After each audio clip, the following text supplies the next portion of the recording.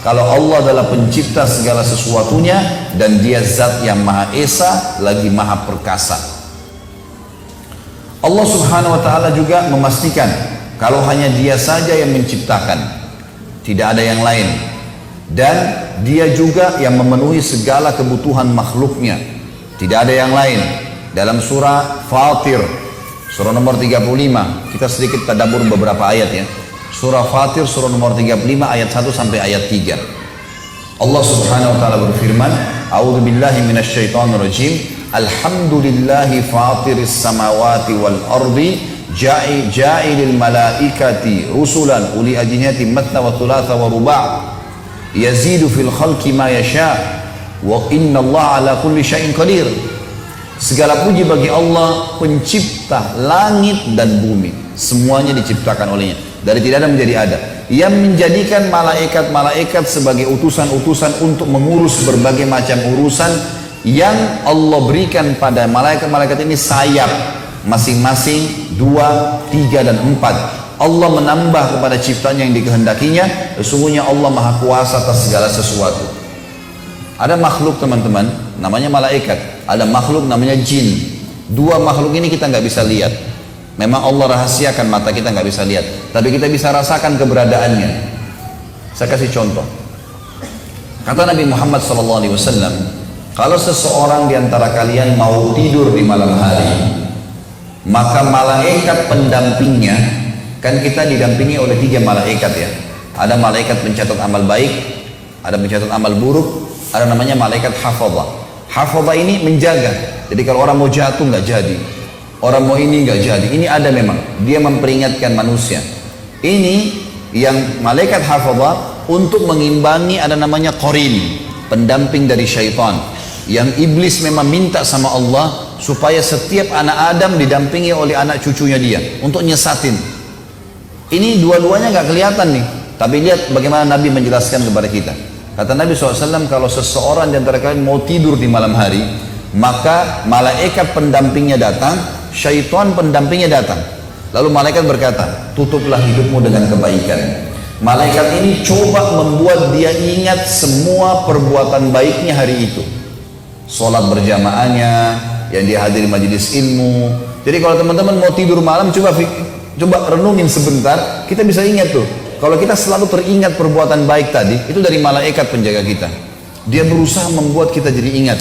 Dan kata Nabi SAW, qarinnya, syaitannya akan mengatakan tutup hidupmu dengan keburukan. Diingatkan dosa-dosanya. Yang dia berzina, yang dia dusta, yang dia menipu tadi. Nanti tinggal manusia ini milih yang mana. Besok ini dia mau buat programnya si malaikat atau programnya si syaitan. Contoh yang lain. Teman-teman kalau lagi lewat di dekat masjid azan, dengar suara azan. Ada bisikan dalam hati, sholat. Bisikan ini dari malaikat. Ada orang miskin, bantu. Kesian lihat orang yang jatuh misalnya. Maka ini semuanya teman-teman sekalian adalah bisikan dari malaikat itu. Kalau ada lawan jenis atau ada apalah pelanggaran-pelanggaran agama, kemudian ada bisikan dalam hati, tuh lihat, itu begini, itu begitu, itu dari syaitan. Semua perbuatan yang melanggar dari syaitan, semua perbuatan baik dari malaikat. Allah subhanahu wa ta'ala memang membuat seperti itu. Dan salah satu rukun iman kita imani ada malaikat itu yang sedang mengawasi kita. Sampai kata Nabi SAW, malulah kalian dengan malaikat yang tidak pernah berpisah dengan kalian, kecuali kalian sedang di WC. Maaf, semoga Allah muliakan anda semua. Soalnya kalian di WC atau kalian sedang berhubungan biologis, baru malaikatnya berpisah. Kalau enggak selalu ada. Disuruh malu dengan malaikat itu. Kata Nabi SAW, malaikat terganggu dengan yang mengganggu manusia. Bau busuk, kita disuruh bersiwak sebelum sholat, supaya orang sebelah nggak terganggu. Kita juga kalau mengatakan assalamualaikum warahmatullahi di sholat, kita memberikan salam pada malaikat kanan, sebelah kiri juga begitu, supaya jangan bau mulutnya. Ada malaikat itu.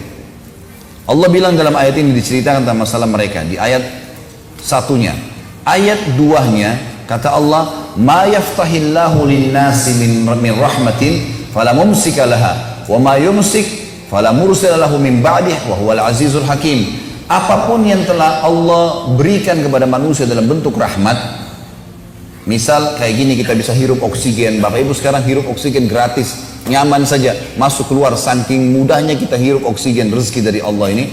Saking mudahnya sampai kita kayak tidak tahu nilainya. Padahal kalau orang sesak napas, berapa harga tabung gas tuh? Tabung oksigen di rumah sakit? Gratis. Hujan mungkin kita mengeluh dengan hujan. Padahal hujan itu proses bagaimana secara alami menguapnya di musim panas air. Di mana teman-teman, air kencing yang Anda keluarkan selama ini. Air cuci baju, air cuci piring. Satu manusia dalam satu hari bisa ngeluarin berapa liter kencing? Banyak. Kemana semua miliaran manusia? Belum hewan-hewan. Kotor kan? Kalau nggak dibersihkan jadi kotor bumi ini.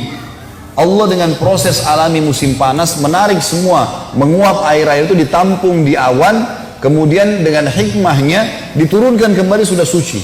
Jadi awan itu filter. Makanya waktu turun hujan, Nabi SAW buka imamahnya, buka bajunya, sengaja kenain air. Kata beliau waktu ditanya, ya Rasulullah, kenapa Anda lakukan? Ini rahmat, air ini baru turun dari rahmat Tuhannya. Itu bahasa wahyu. Kalau bahasa kita sekarang udah suci lagi nih, pakai tuh. Jadi sebenarnya kalau musim hujan, anak-anak mandi hujan itu boleh dalam Islam, jangan dilarang. Kalau katakan anak saya sakit kena air hujan ini, dari mana ada buktinya? Gak ada bukti. Nabi SAW sengaja basahin kepalanya malah dan mengatakan ini rahmat Allah baru turun dari langit, gitu kan? Itu hukum agama kita. Kata Allah, kalau Allah anugerahkan kepada manusia berupa rahmat, tidak ada seorang pun yang bisa menahannya. Dan kalau apa saja yang ditahan oleh Allah, Allah nggak kasih, tidak akan ada seorang pun yang sanggup melepaskannya. Tidak ada orang yang bisa memberikan. Allah nggak mau turun hujan, nggak bakal turun hujan, nggak bisa. Allah tahan, udah nggak bisa. Allah buat kita nggak bisa nafas, sudah mati. Allah pelintir satu urat saraf kita, tanda kutip di sini, maka sudah encok 2 minggu, 1 bulan. Mudah sekali kalau Allah mau susahin makhluknya, gitu kan? Tapi dengan luar biasa rahmatnya datang kepada kita. Maka kata Allah, dan dialah yang maha perkasa lagi maha bijaksana. Ayat terakhir, ayat 3-nya, Allah berfirman, ya ayyuhan nasu dzkuru ni'matallahi alaikum hal min khaliqin ghairullahi yarzuqukum minas sama'i wal ard la ilaha illa huwa fa anna tu'fakun. Hai manusia, suku apapun dia, diajak ngomong sama sang pencipta Allah, karena kita semua sama dari keturunan Adam. Hai manusia, ingatlah akan nikmat Allah kepada kalian. Adakah pencipta selain Allah yang dapat memberikan rezeki kepada kalian dari langit dan bumi? Tidak ada Tuhan selain Dia, maka mengapa kalian berpaling dari kebenaran ini? Dan teman-teman sekalian, banyak sekali dalil-dalil Al-Quran yang menggambarkan kepada kita tentang asas agama kita, tauhid ini. Ini penting sekali. Tapi saya tidak mungkin bacakan semuanya. Ada beberapa, ada mungkin di sini lebih dari 10 atau 20 ayat saya tulis dalam tulisan saya. Dan ini insya Allah nanti terbit dalam bentuk buku tentunya. Judulnya memang inilah generasi emas Islam. Tapi saya akan misal contoh Allah berfirman juga tentang malam dan siang. Dalam surah Ghafir, surah nomor 40 ayat 61 sampai ayat 65. A'udzu billahi minasyaitonir rajim. Allahul ladzi ja'ala lakumul laila litaskunu fihi wan nahara mubsira. Inna fi dzalika innallaha ladzu fadlin 'alan nasi walakin aktsaran nasi la yashkurun. Allah lah satu-satunya yang telah menjadikan malam untuk kalian supaya kalian beristirahat. Allah yang buat tuh malam jadi gelap, kita jadi ngantuk, mau tidur. Siapa yang ciptakan kita? Siapa yang ciptakan ngantuk itu? Siapa yang ciptakan kita jadi pulas? Siapa yang membangunkan kita setelahnya? Apakah proses begitu saja? Tidak, gitu kan? Dan kata Allah, dan menjadikan siang seperti sekarang, terang benderang, agar kalian bisa beraktivitas. Sesungguhnya Allah benar-benar mempunyai karunia yang dilimpahkan pada manusia. Akan tetapi kebanyakan manusia tidak bersyukur. Teman-teman sekalian, kita manusia ini betul-betul dimanjakan sama Allah.